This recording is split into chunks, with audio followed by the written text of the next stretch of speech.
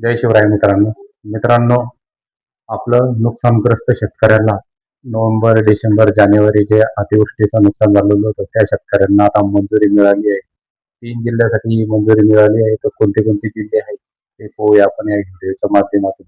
जर चॅनलवर कोणी नवीन आला असेल तर चॅनलला सबस्क्राईब करून ठेवा. असेच नवीन नवीन व्हिडिओ आपल्यासाठी घेऊन येत आहे. चला मग व्हिडिओ सुरू करूया.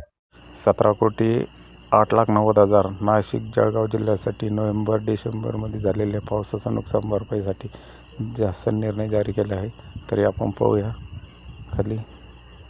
नोव्हेंबर 2025मध्ये 17,08,90,000 रुपये इतका निधी मंजूर करण्यात आला आहे.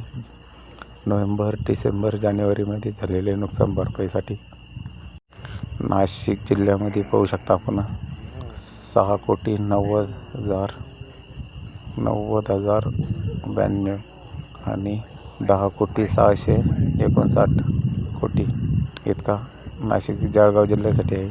आपण पाहू शकता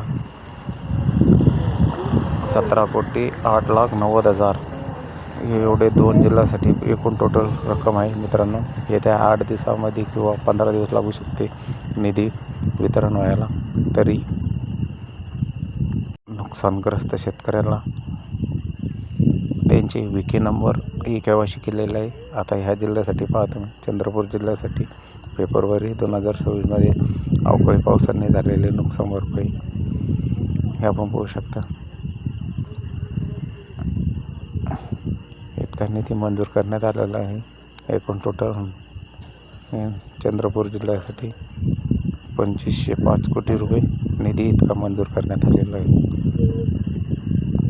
ते एकूण टोटल 1,500,00,000 इतका निधी मंजूर करण्यात आलेला आहे शेतकऱ्यासाठी. येत्या 8 दिवसात किंवा 15 दिवस लागू शकते मित्रांनो हे आपलं शेतकऱ्यांच्या बँक अकाउंटमध्ये जमा व्हायला. आपण पुढचा पाहूया. अजून किती जिल्हे वाटप झालेले आहे, किती जिल्ह्यासाठी आहे.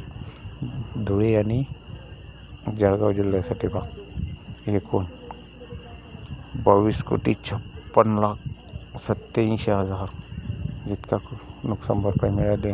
तरी ही येत्या 15 दिवसाच्या आतमध्ये शेतकऱ्याच्या बँक अकाउंटमध्ये जमा व्हायला सुरुवात होईल.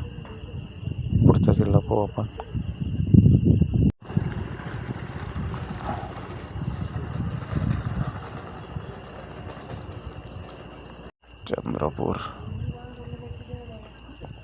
चंद्रपूर जिल्ह्यात फेब्रुवारी.